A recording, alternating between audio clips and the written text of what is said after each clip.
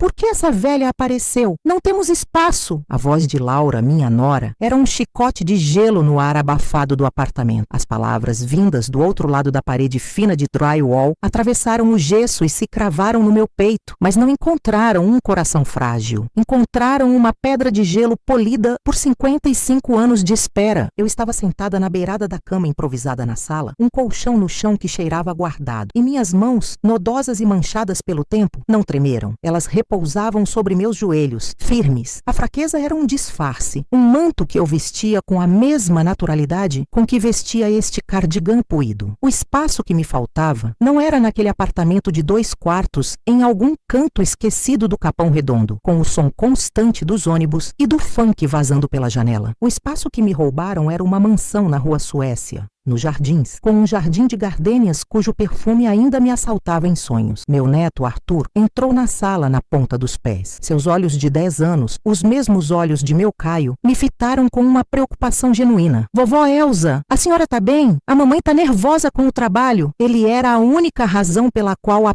pedra de gelo no meu peito ainda tinha um fiapo de calor. A inocência dele era a única coisa pura neste tabuleiro de xadrez sujo que eu mesma montei. Acariciei seus cabelos. Estou ótima, meu anjo. Sua mãe é uma mulher forte, só está cansada. Menti com a facilidade de quem respira. Caio, meu filho, o pai de Arthur, se foi cedo demais, levado por um coração fraco que era a herança dos Mendonça, uma fraqueza que eu, felizmente, não compartilhava. Ele nunca soube a verdade. Morreu acreditando que eu o havia abandonado. Uma mãe jovem e instável que, segundo a história oficial, sucumbiu à loucura após a morte de seu marido. A história que meu cunhado Eduardo Mendonça escreveu com a tinta da ganância e selou com o poder do dinheiro. Laura entrou na sala, o rosto marcado pela exaustão e pela culpa. Me desculpe, Elza. Eu não quis, é que as coisas estão tão difíceis. Ela trabalhava em 2 empregos para manter aquele apartamento, para dar a Arthur um futuro que o sobrenome Mendonça já não garantia. O império que Eduardo construiu sobre as minhas ruínas começava a ruir, corroído por dívidas e má gestão. Eu sabia de cada centavo desviado, de cada investimento fracassado. Eu acompanhei de longe, por décadas, como uma predadora paciente observa sua presa engordar antes do abate. Eu entendo, minha filha. Não se preocupe. Sou apenas uma velha ocupando um canto. Logo eu arrumo outro lugar. Outra mentira. Eu não iria a lugar nenhum. Eu era a fundação que cederia e levaria o prédio inteiro abaixo. Naquela noite, enquanto a casa dormia, abri a pequena valise de couro que era toda a minha bagagem. Dentro, sob algumas peças de roupa simples, havia um fundo falso. Ali, guardei os instrumentos da minha sinfonia de destruição, cópias de documentos, cartas amareladas, o negativo de uma fotografia comprometedora e um diário de capa dura. Minha mente voltou a 1968. A garoa fina de São Paulo caía sobre os vidros da biblioteca da mansão. Eu, com 27 anos, viúva há 6 meses, segurava o pequeno Caio nos braços. Eduardo, meu cunhado, o irmão mais novo de meu falecido marido, entrou com seu sorriso predatório e um maço de papéis. Elza, querida, sei que é um momento difícil. Você não está bem. Assine aqui. Vou cuidar de tudo para você e para o menino. É apenas para administrar os bens até você se recuperar. Eu era jovem, enlutada, confiava nele. Mal sabia que assinava minha interdição, entregando a ele o controle total da fortuna da empresa,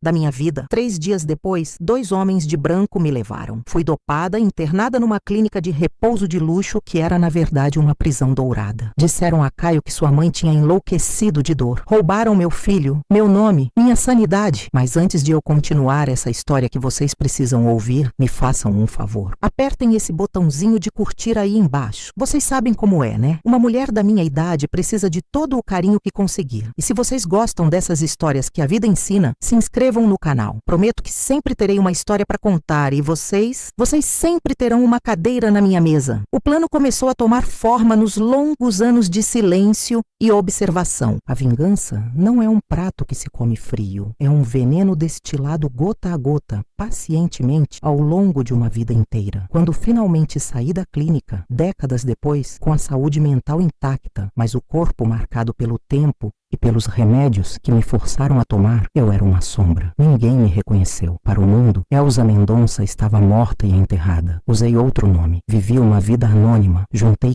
cada pedaço de informação, cada migalha que caía da mesa opulenta dos Mendonça. Observei Caio crescer de longe, casar-se com Laura, ter Arthur. A dor de não poder tocá-lo era a fornalha que mantinha meu ódio aceso. Meu primeiro movimento foi sutil. Numa tarde, enquanto ajudava Arthur com o dever de casa, comecei a contar uma história. Era uma vez um rei bom que construiu um grande castelo. Eu disse com a voz trêmula de uma contadora de histórias. Mas o irmão invejoso do rei, um dragão disfarçado de homem, envenenou a todos com mentiras e roubou o castelo para si. Mas ele não sabia que a rainha, que todos pensavam estar morta, estava apenas esperando a hora certa para recuperar o reino para seu pequeno príncipe. Arthur me olhava fascinado. Laura, que passava pela sala, parou e ouviu um trecho. Ela franziu a testa, uma semente de estranheza plantada em sua mente. O segundo movimento foi mais direto. Numa manhã de sábado, enquanto arrumava uma caixa de fotos antigas que Laura guardava, deixei cair, como que por acidente, uma pequena foto em preto e branco. Era eu, jovem e radiante, ao lado de meu marido, em frente à fazenda da família em Itu. No verso, uma caligrafia elegante dizia: para Elsa, a verdadeira dona de tudo isso, com todo o meu amor, Ricardo. 1967. Laura pegou a foto. Quem é essa? Perguntou a voz curiosa. Ah, querida, minha memória falha. Suspirei, tocando a têmpora. Acho que é uma prima distante. Uma moça que teve uma vida muito triste. Perdeu tudo. Deixei a foto com ela. Sabia que a imagem ficaria em sua mente. Um quebra-cabeça que ela tentaria montar. Ela conhecia a história oficial da família Mendonça, contada por Eduardo. A história de um irmão mais velho que era um sonhador, não um homem de negócios, e de sua esposa instável. A foto contava uma história diferente. A discórdia era o meu veneno. Comecei a deixar escapar nomes, lugares, detalhes de negócios do passado em conversas aparentemente senes. Mencionava a venda daquela fazenda em Itu por uma ninharia ou aquele sócio suíço com quem o Ricardo nunca quis negociar. Eram migalhas de pão na floresta escura do passado de Laura. Ela começou a pesquisar. Eu a via tarde da noite no computador, digitando nomes, procurando registros antigos. O cansaço em seu rosto foi sendo substituído por uma expressão de desconfiança, de raiva contida. Ela começou a fazer perguntas a parentes distantes, a revirar a história da família que a acolheu, mas que sempre a tratou com uma certa distância. A nora pobre, casada com um filho problemático. O clímax do meu primeiro ato aconteceu numa terça-feira chuvosa. Laura chegou em casa mais cedo, pálida como cera. Ela trazia uma pasta de documentos na mão. Não disse uma palavra, apenas caminhou até a sala e colocou os papéis sobre a mesa de centro. Eram cópias de registros de imóveis, de transferências de ações, de laudos médicos forjados. No topo, uma cópia amarelada da minha certidão de interdição, assinada por Eduardo Mendonça como tutor legal. Ela havia encontrado a verdade, ou pelo menos o início dela. Seus olhos encontraram os meus. Não havia mais pena neles, apenas um turbilhão de choque, horror e uma compreensão terrível. Elsa, ela sussurrou, a palavra soando como uma pergunta e uma acusação. Você é a esposa de Ricardo Mendonça, a avó de Arthur. Aqueles disseram que eu não precisei responder. Apenas assenti lentamente. A máscara de velhinha frágil caiu, não com um estrondo, mas com um silêncio pesado e significativo. Naquele momento, eu não era mais a velha que ocupava espaço. Eu era a matriarca legítima, a rainha exilada que voltara para reclamar seu trono. E Laura, minha nora, que antes me via como um fardo, agora me olhava como uma arma, a arma que ela precisava para proteger seu filho do mesmo dragão que devorou a minha vida. O que nós vamos fazer? Ela perguntou, a voz agora firme, forjada no fogo da revelação. O nós dela foi a minha primeira vitória. Eu havia conquistado meu primeiro soldado. Olhei para o pequeno Arthur, que dormia tranquilamente em seu quarto, alheio à guerra que acabara de ser declarada na sua sala de estar. A vingança teria um preço, eu sabia. Poderia consumir tudo, inclusive a inocência daquele menino. Por um instante, a pedra de gelo no meu peito ameaçou derreter e a dúvida surgiu. Valeria a pena? Mas então me lembrei do cheiro de éter da clínica, do rosto do meu Caio se distanciando, dos 55 anos de vida que me foram roubados. Sim, valeria. Peguei a mão de Laura. Nossas mãos, uma jovem e cansada, a outra velha e determinada, se uniram sobre os papéis que condenariam a família Mendonça. Nós vamos pegar de volta tudo o que é nosso, minha filha. Eu disse, e minha voz não tinha mais nenhum traço de fragilidade. Tudo. A chuva batia na janela, lavando a cidade de São Paulo. Mas dentro daquele pequeno apartamento, a tempestade estava apenas começando. A tempestade que se formava dentro de mim era muito mais antiga que a chuva que mastigava os vidros do apartamento de Laura. Era uma tempestade de 55 anos, represada, que agora finalmente encontrava seu canal. Laura soltou minha mão e olhou para os papéis espalhados na mesa de jantar de fórmica, a mesma onde Arthur fazia seu dever de casa. Eram cópias de promissórias antigas, registros de imóveis com assinaturas que eu sabia serem forjadas, e o mais doloroso de todos, o laudo médico fraudulento que me declarou mentalmente incapaz, o documento que Eduardo Mendonça usou para me internar e roubar meu filho, Caio. Meu Caio. Como você guardou tudo isso, Elsa? A voz de Laura era um sussurro de assombro. Depois de tanto tempo, o tempo, minha filha, é a única coisa que um prisioneiro tem de sobra, respondi, ajeitando meu chale nos ombros ossudos. Naquela clínica, eles me tiraram o nome, a dignidade, o filho, mas não podiam tirar minhas memórias. E eu me agarrei a cada detalhe, a cada injustiça, como um náufrago se agarra a um pedaço de madeira. Uma amiga, uma enfermeira com o coração bom, me ajudou a conseguir as cópias antes de eu finalmente sair de lá. Ela arriscou o emprego por mim. Eu guardei isso por décadas, esperando o momento certo, esperando por você. Laura era a chave. Eu era a estrategista, a memória viva do crime, mas meu corpo era uma ampulheta com a areia quase no fim. Eu precisava de pernas jovens, de uma voz que não tremesse de velhice, de um rosto que não carregasse o estigma da loucura que eles me impuseram. Eu precisava da mãe do neto de Caio. E qual é o primeiro passo? Ela perguntou, já com o olhar de uma general recebendo ordens. A transformação era fascinante. A mulher exausta, que horas antes gritava sobre falta de espaço, agora estava pronta para derrubar um império. O primeiro passo é a paciência, eu disse, apontando para um recorte de jornal amarelado na pilha. Era uma coluna social do antigo Diário Popular de 1969. Uma foto de Eduardo Mendonça e sua esposa, Adélia, sorrindo em um baile de gala no Clube Paulistano. A fraqueza dos Mendonça sempre foi a mesma, a vaidade. Eles construíram um castelo sobre a minha ruína e passaram a vida inteira polindo a fachada para que ninguém visse os alicerces podres. Nós não vamos atacar com um canhão, vamos infiltrar uma rachadura na parede. Nos dias que se seguiram, transformei aquele pequeno apartamento na Muca em nosso quartel-general. Enquanto Laura saía para o seu trabalho exaustivo em uma loja de shopping, eu cuidava de Arthur. Fazia para ele o bolo de fubá que Caio tanto amava. Contava histórias que eram, na verdade, fragmentos da minha própria vida, adaptados para os ouvidos de uma criança. Falava de uma grande fazenda de café, de cavalos e de um menino que sonhava em ser aviador. Arthur ouvia com os olhos brilhando, sem saber que eu estava plantando nele a semente da sua própria história, uma herança que lhe fora negada. Minha rotina era metódica. Pela manhã, Arthur na escola. Eu passava horas no telefone, usando um celular pré-pago que comprei com as poucas economias que juntei. Voz de velhinha trêmula, pedindo informações. Liguei para antigos cartórios, para contatos de contatos, pessoas cujos pais trabalharam para minha família décadas atrás. A memória, minha única aliada por tantos anos, era um arquivo impecável. Eu lembrava nomes, datas,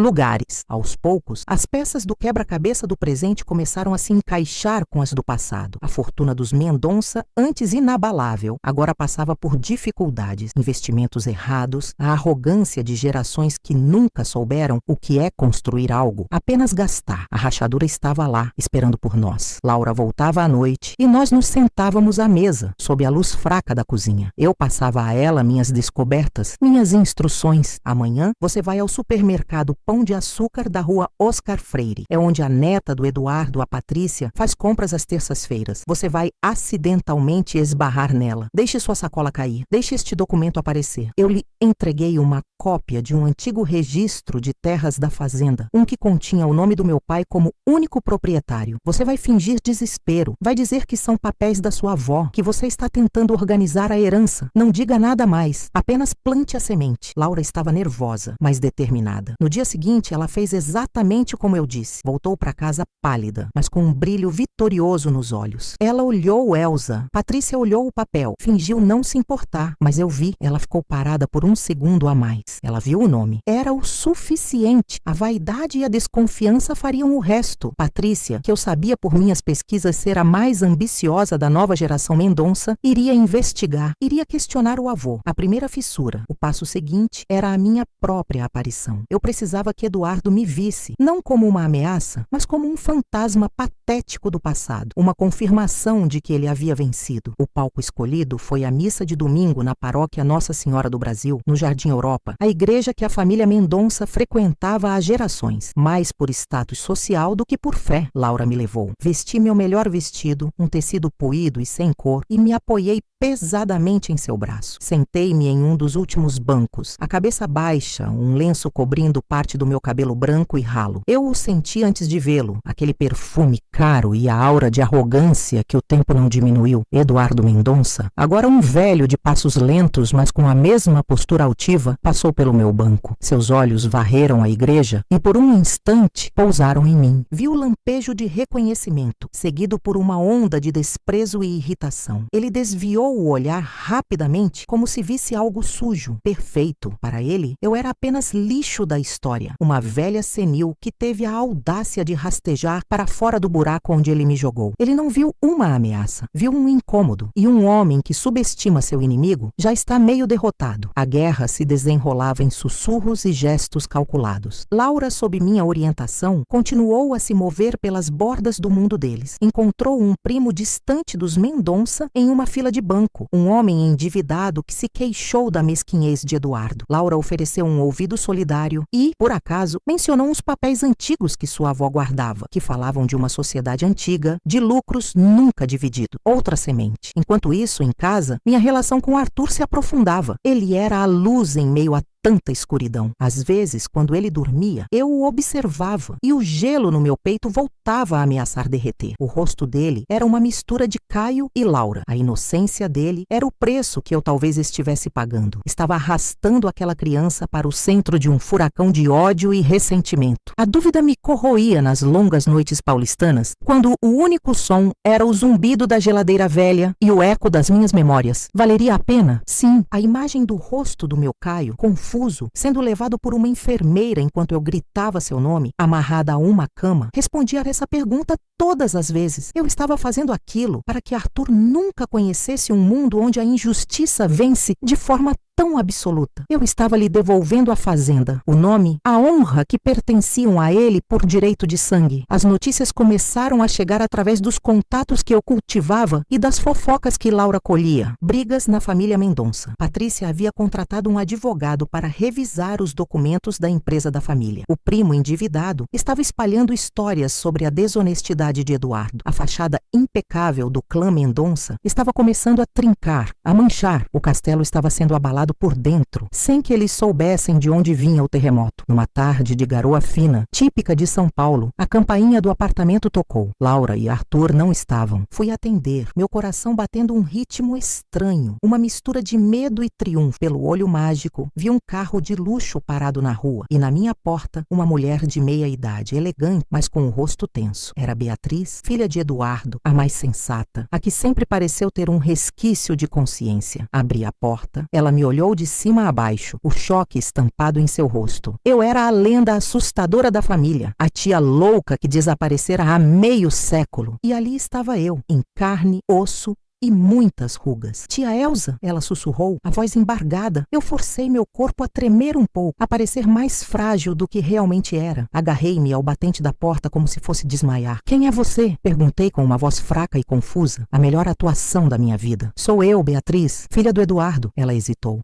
Nós pensávamos que você estava morta. Morta, repeti, deixando uma lágrima falsa rolar pelo meu rosto enrugado. Eles disseram a vocês que eu estava morta? Não, eles apenas me enterraram viva. Naquele momento eu soube. A tempestade não estava mais apenas começando. Ela havia chegado. E eu era o olho do furacão, pronta para levar de volta tudo o que era meu. Tudo. Beatriz me conduziu em seu carro de luxo. O couro gelado dos bancos, um contraste irônico com o calor da minha fúria contida. Cruzamos a ponte estaiada, um cartão postal moderno que eu só conhecia da televisão. E mergulhamos no trânsito caótico da Marginal Pinheiros, rumo a um bairro que a minha memória de ricaça mal reconhecia. desci. O destino era um prédio simples na Vila Matilde, com a pintura descascada pela garoa paulistana. O cheiro forte de feijão cozinhando nos apartamentos vizinhos substituiu o perfume delicado das orquídeas do meu antigo jardim. Quando a porta se abriu, Laura, a viúva do meu neto, nos fuzilou com o olhar. Era jovem, mas o cansaço de uma vida difícil marcava seu rosto. "O que ela faz aqui?" sibilou para Beatriz, ignorando minha presença. A explicação foi inútil. "Por que essa velha apareceu? Não temos espaço!" gritou minha nora, a voz ecoando pelo corredor apertado. As palavras eram o açoite que eu esperava. Curvei os ombros, tremendo visivelmente, e deixei minha respiração ficar ofegante. Uma performance digna de um Oscar. Foi quando um par de olhos curiosos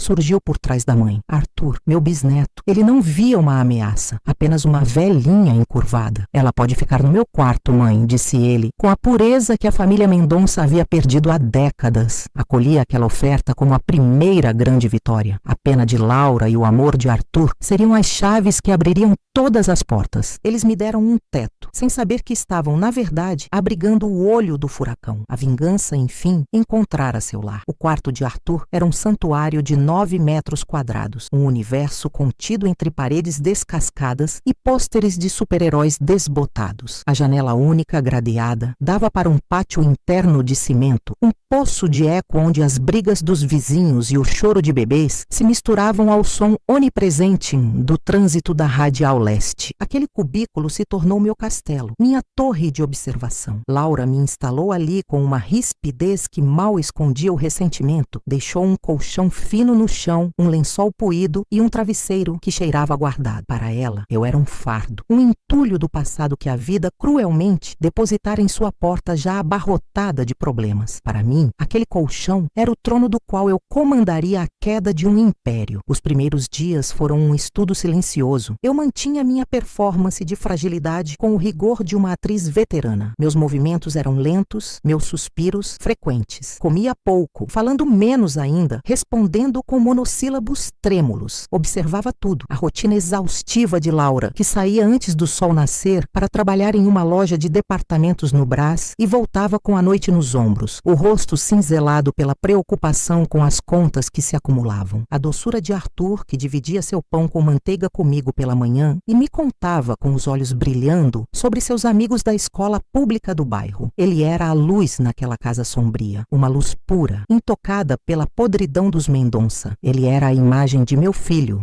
Caio, antes que a vida e a nossa própria família lhe roubassem o brilho. Em minhas longas horas de silêncio, a memória me transportava para 1968, para a mansão no Jardim Europa, com seus jardins desenhados por Burle Marx e o cheiro de jasmim manga que flutuava no ar ao entardecer. Eu era Elza Mendonça, jovem, herdeira de uma fortuna cafeeira, esposa de Otávio, um homem bom, mas fraco. E Eduardo, seu irmão mais novo, era a sombra que se projetava sobre nossa felicidade. Lembro-me dele, sempre impecável em seus ternos de linho, o sorriso afável escondendo a cobiça de um predador. "Elza, querida", ele dizia, a voz macia como veludo. "Otávio não tem cabeça para negócios. Deixe que eu cuide do patrimônio de vocês. É para proteger seu futuro, o futuro de Caio. E eu, tola, apaixonada, confiei. A primeira semente da minha vingança foi plantada em uma noite fria de agosto. Arthur não conseguia dormir, agitado por algum pesadelo. Fui até sua cama, sentei-me ao seu lado e comecei a contar uma história. Não era uma fábula de dragões ou princesas. Era a história de uma rainha que vivia em um castelo cercado por um imenso jardim de orquídeas raras. Ela tinha um filho, um príncipe e um reino próspero. Mas o irmão do rei, um homem de coração invejoso,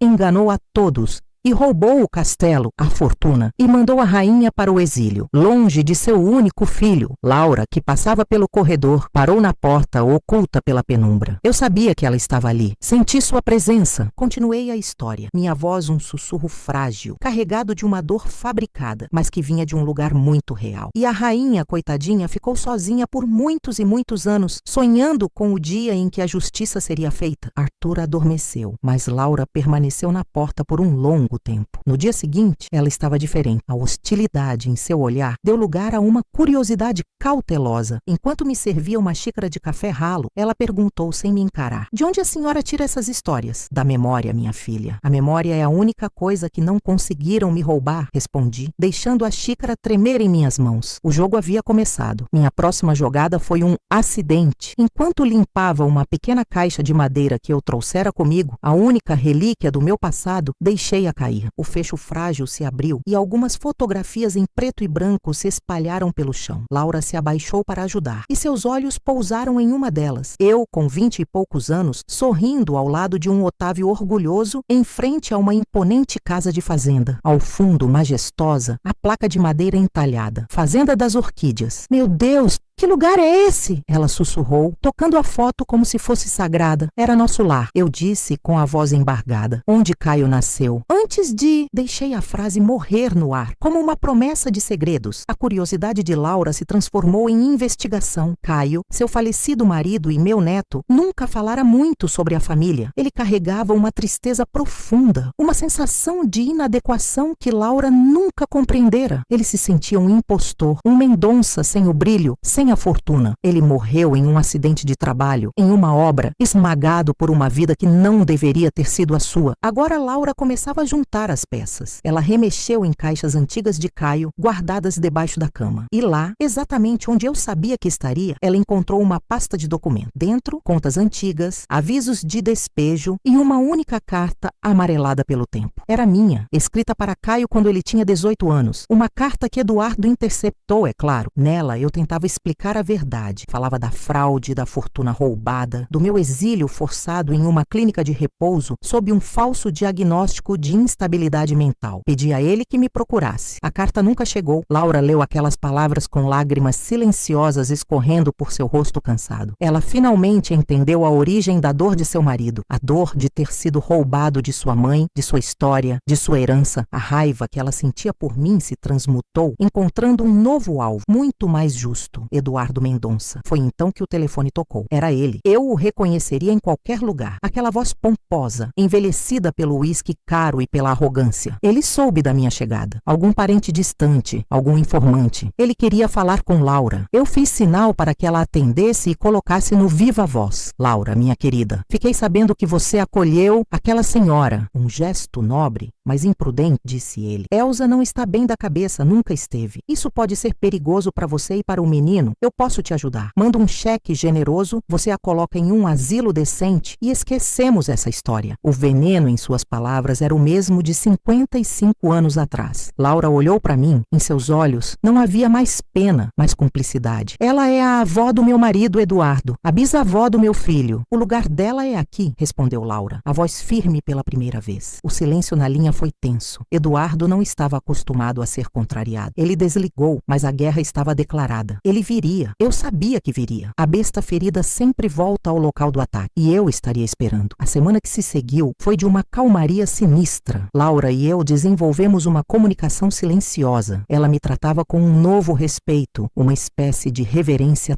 temerosa. Cuidava de mim, mas também me observava, como se tentasse decifrar a mulher por trás da máscara de velhice. Arthur, alheio a tudo, continuava sendo meu porto seguro, meu lembrete do porquê eu estava fazendo aquilo. Não era apenas por vingança, era por ele, para devolver a ele o futuro que foi roubado de seu pai. Era para que ele nunca precisasse morar em um cubículo com vista para um pátio de cimento. Eduardo não demorou. Em uma tarde de sábado, um sedã de luxo, preto e reluzente, parou em frente ao prédio simples. Era uma aparição tão deslocada quanto uma nave espacial. Ele subiu os lances de escada, sua respiração ofegante ecoando pelo vão. Quando Laura abriu a porta, ele entrou sem ser convidado. O cheiro de seu perfume caro invadindo nosso lar com cheiro de feijão. Ele era a imagem da decadência aristocrática. O rosto inchado, os olhos pequenos e cruéis. Ele ignorou a mim. sentada encolhida em uma cadeira no canto, e se dirigiu a Laura. Vamos acabar com essa palhaçada. Ele rosnou, tirando um talão de cheques do bolso. Quanto você quer para fazer essa velha desaparecer? Laura cruzou os braços. Ela não está à venda. Tudo tem um preço, garota. Você vive neste buraco. Pense no seu filho. Posso garantir a educação dele nos melhores colégios de São Paulo. Uma vida que você nunca poderia dar a ele. Foi a minha deixa, o momento pelo qual esperei por mais de meio século. Lentamente eu me levantei da cadeira. O tremor em minhas mãos cessou. Minha coluna, antes curvada pela performance, se endireitou. O olhar vago e perdido deu lugar a uma chama de aço. Caminhei em sua direção e pela primeira vez Eduardo me olhou de verdade, e o que ele viu o fez recuar um passo. Não era a cunhada frágil e mentalmente instável que ele destruiu, era o fantasma de seu crime, em carne e osso.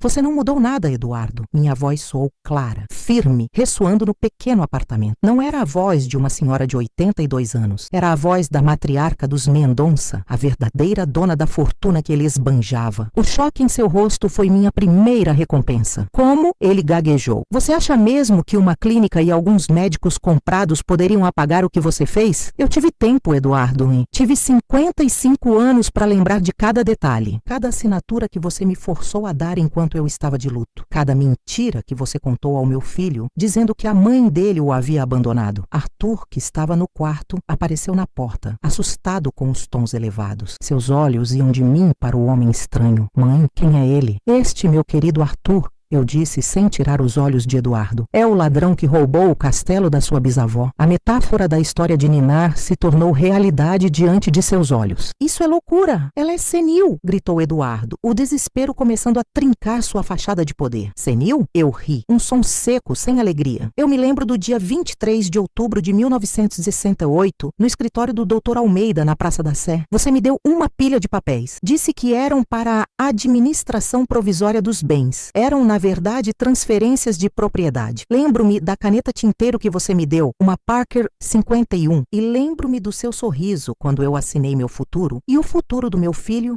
para você. Eduardo ficou pálido. Os detalhes eram precisos demais. Mas o que eu acho que você não sabe, cunhadinho, continuei saboreando cada palavra, é que meu pai, um homem muito mais esperto que você, sempre me ensinou a desconfiar. Naquela noite, antes de assinar, eu passei no cartório do meu primo, em Pinheiros. Fiz cópias autenticadas de cada um dos documentos originais, antes das transferências. E também fiz uma declaração registrada em cartório, detalhando a sua coação. Guardei tudo isso por 55 anos, com uma amiga leal, uma enfermeira daquela clínica que você me jogou. Fui até minha caixinha de madeira, a mesma que eu havia derrubado. Abri um fundo falso. Tirei de lá um envelope grosso, amarelado. Joguei-o sobre a mesa. Aí está, Eduardo, a sua ruína. Provas de fraude, estelionato, falsidade ideológica. Crimes que, mesmo depois de tanto tempo, vão destruir o que resta do nome Mendonça. Vão expor ao mundo que o grande empresário Eduardo Mendonça não passa de um ladrão barato que roubou uma viúva e seu filho órfão. Ele olhou para os papéis, depois para mim, o rosto contorcido em uma máscara de ódio e pavor. Ele viu que não havia blefe. Ele estava acabado. A fortuna dos Mendonça, construída sobre a minha, já vinha minguando há anos sob sua má gestão. Este escândalo seria o golpe final. Ele não disse mais nada, apenas se virou e saiu. Um homem derrotado, envelhecido décadas em poucos minutos. O som de seus passos pesados descendo a escada era a melodia da minha vitória. O silêncio que ficou no apartamento era denso. Laura me olhava com uma mistura de admiração e medo. A velhinha inofensiva era uma predadora paciente, mas foi o olhar de Arthur que me atingiu. Ele não via mais a bisavó frágil que lhe contava histórias. Ele via uma estranha, uma mulher dura, que falava de roubo e mentiras. A pureza que eu tanto amava em seus olhos estava manchada pela complexidade feia do mundo dos adultos. A vingança, enfim, estava completa. A justiça, a minha justiça, fora feita. A fortuna talvez não voltasse, mas o império de mentiras de Eduardo estava em ruínas. Eu havia honrado a memória de Caio e, de certa forma, garantido que Arthur não sofresse o mesmo destino. Mas enquanto eu estava ali, no centro da minha vitória, no pequeno apartamento com cheiro de feijão, olhando para o rosto confuso do meu bisneto, uma pergunta fria se instalou em meu coração. A pergunta que ecoaria pelo resto dos meus poucos dias. A vingança me devolveu o poder, mas me roubou a última gota de inocência que me conectava àquela criança. Olhando para aqueles olhos curiosos que um dia me acolheram, a questão não era mais sobre vencer ou perder, era sobre o preço. Teria valido a pena. O silêncio que se seguiu não foi vazio, era pesado, denso, cheio de palavras não ditas e compreensões que se formavam lentamente como cristais de gelo numa vidraça. Arthur não chorou. Crianças são mais resilientes e estranhas do que lhes damos crédito. O choro teria sido um alívio, uma explosão de sentimento que poderíamos consolar. Em vez disso, ele apenas ficou parado, seu pequeno corpo tenso, os olhos passando de mim para o telefone mudo na mesinha, como se esperasse que o aparelho explicasse o que a sua bisavó não conseguia. O cheiro de feijão, antes um aroma de lar e conforto, agora parecia o cheiro de um segredo rançoso que finalmente fora exposto ao ar. Vovó, ele disse, e a sua voz era um fio, fina e frágil. O tio Eduardo, ele é um ladrão? A palavra soou obscena na sua boca pequena. Ladrão, uma palavra de contos de fadas, de vilões com máscaras e sacos de dinheiro. Não era uma palavra para o homem que lhe trazia carrinhos e o levava para tomar sorvete. A minha garganta secou. A verdade era uma faca, e eu a tinha cravado no coração da sua infância. Ele tirou algo que não era dele, meu anjo, eu disse, a voz rouca, tentando suavizar os contornos da minha própria brutalidade. Ele tirou algo do vovô Caio. Há muito, muito tempo. Arthur franziu a testa, uma pequena ruga de concentração se formando entre as sobrancelhas. Ele não estava pensando no dinheiro, na fortuna, nos negócios. Ele estava tentando encaixar as peças. O tio Eduardo bom, o vovô Caio, que era só uma fotografia na estante, e a bisavó, a sua bisa, que de repente falava com uma voz dura e tinha olhos que brilhavam com uma luz fria que ele nunca tinha visto antes. Então, as histórias que ele contava eram mentira? Foi essa a pergunta que me quebrou. Não a acusação, não o medo, foi a dúvida sobre as histórias. Para uma criança, as histórias são o tecido do mundo. Desfiar esse tecido é como apagar as estrelas do céu. Eu havia transformado o mundo dele, um lugar de heróis e vilões claros, num pântano cinzento de ambiguidades. Antes que eu pudesse responder, a chave girou na fechadura. Lúcia, minha neta, mãe de Arthur, entrou. Ela trazia sacolas de supermercado, o rosto cansado do trabalho, mas com um sorriso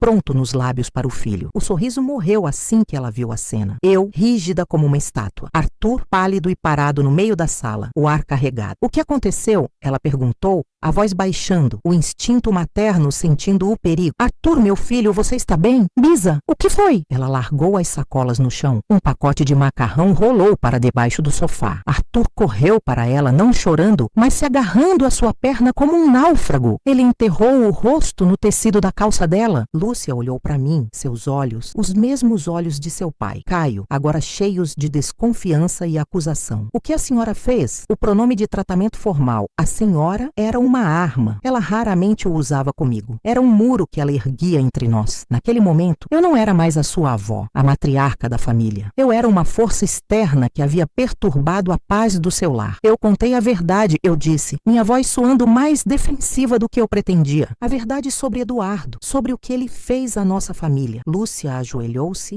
abraçando Arthur com força. Ela sussurrava palavras de consolo no seu ouvido, mas seus olhos nunca deixaram os meus. Havia uma fúria crescente neles. Que verdade, vovó? A sua verdade? E a que custo? Olhe para ele. A senhora assustou o meu filho. Usou o meu filho. Eu o protegi, retruquei, o fogo da minha vingança reacendendo. Eduardo é um mentiroso, um ladrão. Você queria que seu filho crescesse admirando um homem como ele? Um homem que destruiu seu avô e roubou o seu futuro. Meu futuro? Ela riu, um som amargo e sem alegria. Meu futuro é este apartamento, estas contas, este trabalho de 8 horas por dia para garantir que meu filho tenha o que comer, um futuro que a senhora nunca se importou em ajudar a construir, ocupada demais remoendo o passado. O Eduardo, ele nos ajudava. Ele pagou o tratamento dentário do Arthur. Ele me deu um adiantamento quando o aluguel atrasou. Onde a senhora estava, vovó? Onde estava a sua justiça quando a gente precisava de comida na mesa? Cada palavra era um tapa merecido. Eu vivia na minha pensão modesta,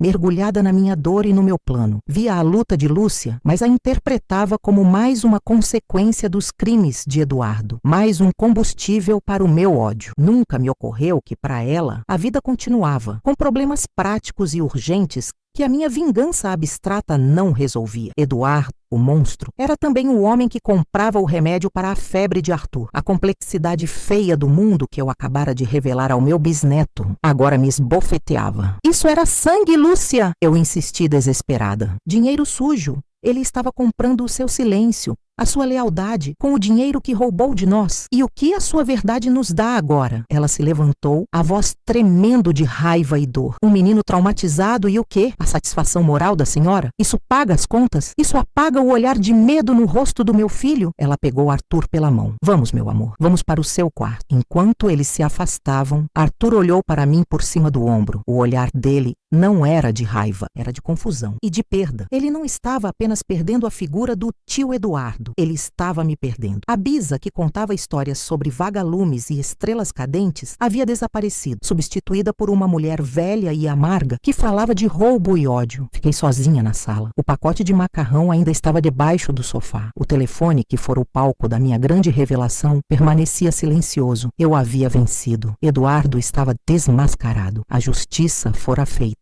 E eu nunca me sentira tão derrotada, tão miseravelmente sozinha. A pergunta voltou, não mais fria e distante, mas queimando como brasa viva no meu peito. Teria valido a pena? Os dias que se seguiram foram um purgatório silencioso. Lúcia era educada, mas distante. Ela me trazia as refeições, garantia que eu tomasse meus remédios, mas não havia mais as conversas triviais, as risadas compartilhadas sobre alguma travessura de Arthur. O apartamento, antes pequeno e aconchegante, agora parecia uma vasta extensão de gelo, com ilhas de silêncio entre nós. Mas a mudança mais dolorosa foi em Arthur. Ele parou de vir ao meu quarto pela manhã para me mostrar seus desenhos. Ele não pedia mais histórias antes de dormir. Quando eu tentava puxar conversa, ele respondia com monossílabos, os olhos fixos na televisão ou no seu tablet. A luz nos seus olhos, aquela pureza que eu tanto amava, não se apagara, mas fora velada, como se uma cortina fina de desconfiança tivesse descido sobre ela. Ele agora me olhava como olhava para os outros adultos, com uma cautela que as crianças não deveriam ter. Cerca de uma semana depois do confronto,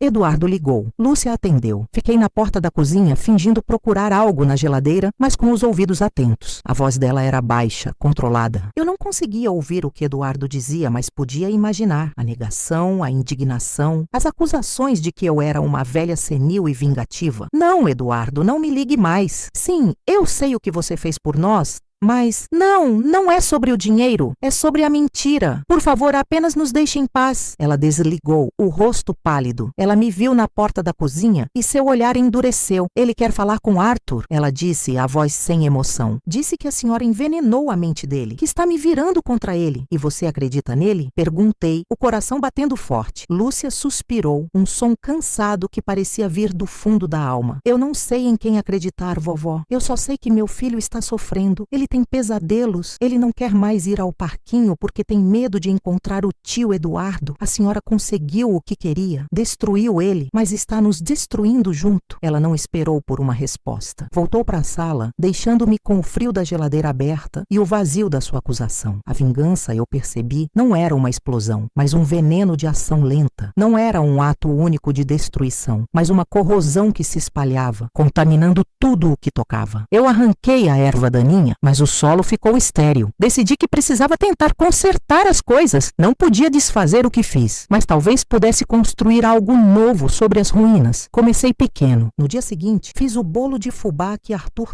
tanto amava. O cheiro encheu o apartamento, uma tentativa desesperada de trazer de volta a normalidade. Quando ele voltou da escola, Lúcia o deixou na porta da cozinha. Ele olhou para o bolo na mesa, mas não demonstrou a alegria de antes. Fiz para você, meu anjo, eu disse, a voz mais suave que consegui. Obrigado, Bisa, ele respondeu, educado, mas sem entusiasmo. Ele pegou um pedaço que eu lhe ofereci e foi para a sala, sentando-se em frente à TV. Ele comeu o bolo mecanicamente, sem realmente saboreá-lo. Foi pior do que se ele tivesse recusado. A indiferença dele era uma muralha mais alta do que qualquer raiva. Eu não desisti, tentei outras coisas. Comprei um livro novo de dinossauros. Tentei puxar da memória as histórias mais alegres, as que não tinham vilões nem mentiras, apenas animais falantes e rios de chocolate. Mas havia uma barreira entre nós. Ele era cortês, mas distante. Eu era a bisavó que guardava segredos terríveis. Eu era a prova de que o mundo não era seguro, de que até as pessoas que o amavam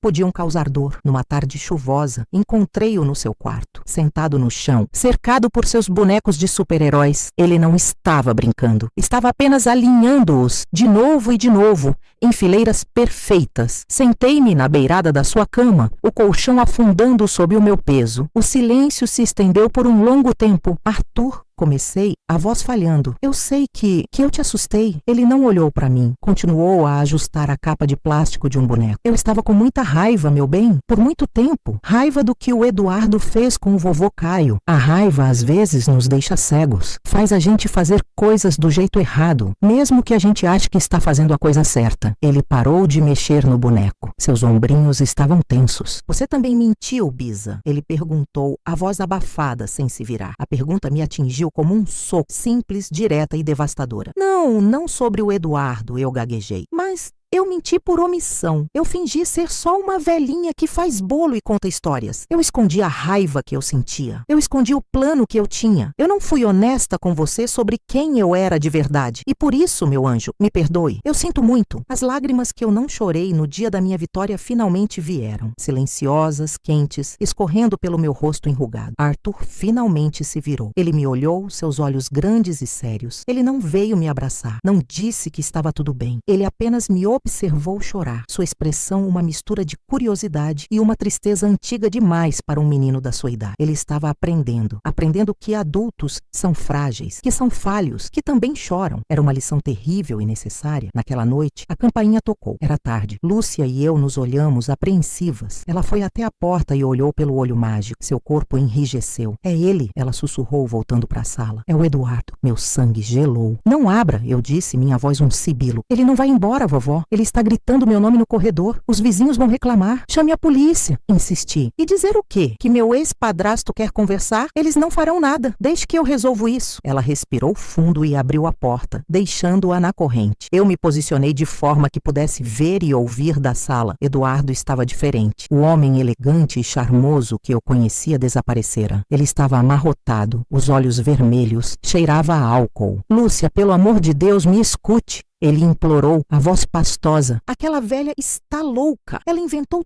tudo isso. Ela sempre me odiou. Sempre teve inveja da minha relação com vocês. Vá embora, Eduardo, Lúcia disse, a voz firme, embora eu pudesse ver suas mãos tremendo. Não sem falar com o Arthur. Ele é como um filho para mim. Eu preciso que ele ouça o meu lado. Ela não pode fazer isso. Ela não pode me tirar vocês. Você fez isso consigo mesmo. Ela retrucou. Quando roubou o dinheiro do meu avô, quando construiu sua vida sobre uma mentira, Eduardo riu um som desesperado. Dinheiro? É sobre isso? Eu te dou o dinheiro, o dobro, o triplo. Eu só quero minha família de volta. A menção ao dinheiro, a forma como ele o oferecia como se fosse a solução para tudo, foi a confirmação final para Lúcia. Vi a última centelha de dúvida se apagar dos seus olhos. Você ainda não entendeu, não é? Ela disse, a voz cheia de um cansaço infinito. Nunca foi sobre o dinheiro. Foi sobre a confiança, sobre o amor. E você quebrou tudo. Agora, por favor, vá embora. Ou eu vou chamar a polícia e contar que você está bêbado e me ameaçando. A ameaça funcionou. O rosto de Eduardo se contorceu numa máscara de ódio. Ele olhou por cima do ombro de Lúcia e me viu na sala. Seus olhos se fixaram nos meus. Você, ele rosnou. Sua bruxa velha e amarga. Você conseguiu o que queria?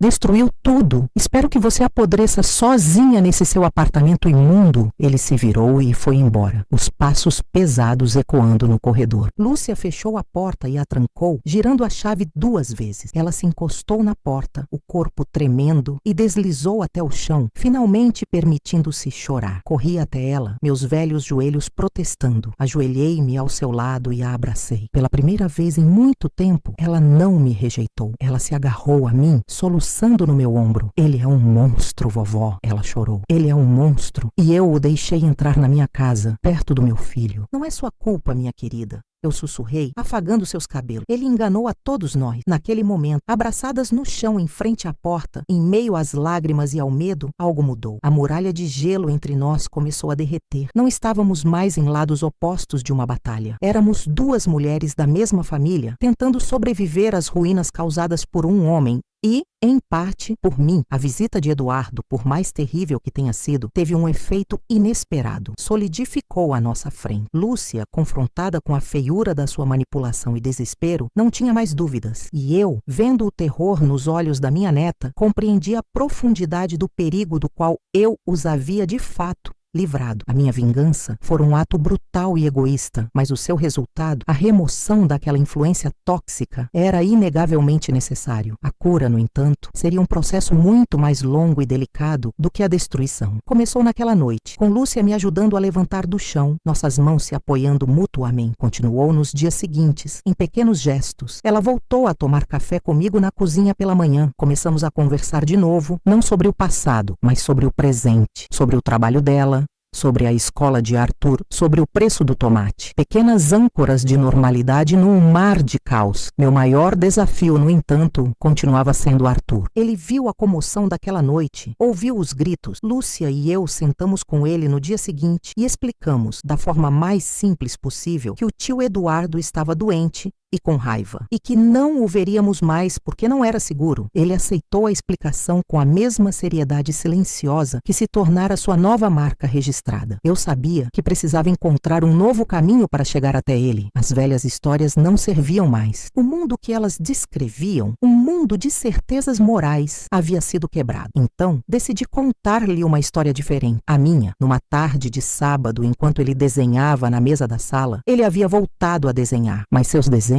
eram mais sombrios, cheios de linhas retas e formas geométricas, em vez dos monstros coloridos de antes. Sentei-me ao seu lado. Arthur, eu disse suavemente, posso te contar uma história? Não é uma história de faz de conta. É uma história de verdade. Ele deu de ombros, sem tirar os olhos do papel. Interpretei como um sim. Há muito, muito tempo, comecei. Havia uma moça que amava muito, muito um rapaz. O nome dele era Caio. Ele era seu avô. Ele era gentil e engraçado e tinha um sorriso que fazia o sol parecer tímido. Comecei a contar a história deles, o namoro, o casamento, o nascimento do pai de Lúcia. Contei sobre a amizade dele com Eduardo, sobre a confiança, sobre os sonhos que eles tinham. E então, contei sobre a traição. Não usei palavras como roubo ou fraude. Usei palavras que ele pudesse entender. O amigo do vovô Caio, o Eduardo, pegou todos os sonhos dele e os guardou numa caixa só para si. E ele trancou a caixa e fingiu que os sonhos sempre foram dele. O vovô Caio ficou tão triste,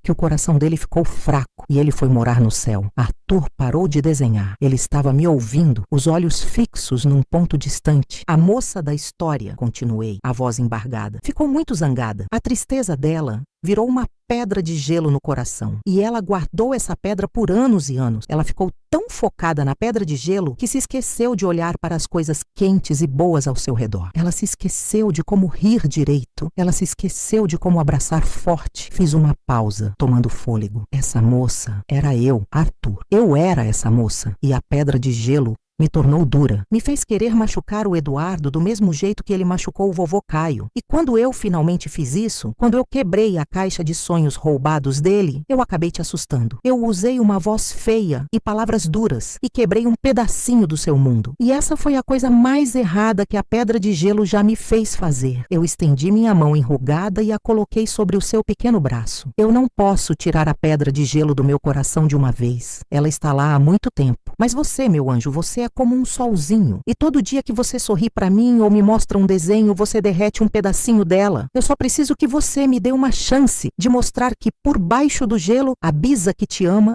ainda está aqui. Ele ficou em silêncio por um longo tempo. Então, ele pegou um lápis de cor amarelo e no canto do seu desenho geométrico, ele desenhou um pequeno sol, um círculo um pouco torto com raios para todos os lados. Ele não disse nada, mas ele empurrou o papel na minha direção. Foi o começo, um começo frágil, hesitante. A nossa relação não voltou a ser o que era. A inocência perdida não pode ser restaurada, mas ela se transformou em algo diferente, algo mais real. Ele começou a me fazer perguntas difíceis, sobre Caio, sobre a morte, sobre a raiva, e eu respondia a todas com a maior honestidade que eu conseguia. Parei de tentar protegê-lo da complexidade do mundo e comecei a tentar dar-lhe as ferramentas para navegar nela. A vingança não me trouxe paz. Não a paz serena que eu talvez imaginasse. Ela me trouxe clareza. A clareza de ver o estrago que o ódio pode causar, não apenas ao seu alvo, mas a quem o sente. A clareza de ver que a verdadeira justiça não é sobre destruir o passado, mas sobre construir um futuro, por mais imperfeito que seja. Os meus poucos dias continuaram a passar. Minha respiração ficou mais curta, meus ossos mais doloridos, mas o meu coração, paradoxalmente, parecia mais leve. A pedra de gelo não desapareceu, mas havia rachaduras nela, por onde a luz entrava. A luz vinha do sorriso cauteloso de Arthur, do abraço apertado de Lúcia, do cheiro de café passado na nossa pequena cozinha. Numa tarde, eu estava sentada na minha poltrona, cochilando, quando senti um toque no meu braço. Abri os olhos. Arthur estava ao meu lado, segurando um livro. Bisa, ele disse a voz baixa. Você conta uma história para mim? Meu coração deu um salto. Fazia meses que ele não pedia. Claro, meu anjo. Qual delas? Não do livro, ele disse. Uma de verdade. Me conta de novo sobre o sorriso do vovô Caio. E então eu soube. Soube que no final das contas, talvez tivesse valido a pena. Não a vingança em si, não a destruição de Eduardo, que agora era apenas um fantasma insignificante no nosso passado, mas o ato de arrancar a mentira pela raiz, por mais doloroso que tenha sido o processo, nos permitiu replantar algo no seu lugar, algo mais fraco talvez, mas verdadeiro, honesto. A minha justiça não foi a punição de um homem mau, foi a libertação da minha família da sua sombra. O preço foi a inocência do meu bisneto e a minha própria paz de espírito. Um preço exorbitante, mas ao olhar para o rosto de Arthur, esperando para ouvir sobre o avô que ele nunca conheceu, percebi que o que eu havia comprado com esse preço era a chance deles. A chance de Lúcia construir uma vida sem medo e manipulação. A chance de Arthur crescer sabendo a verdade, por mais dura que fosse, e aprender a encontrar a beleza e a força, não na perfeição dos contos de fadas, mas na resiliência imperfeita do coração humano. A vingança não me devolveu o poder, ela me forçou a entregá-lo, a abrir mão do meu ódio,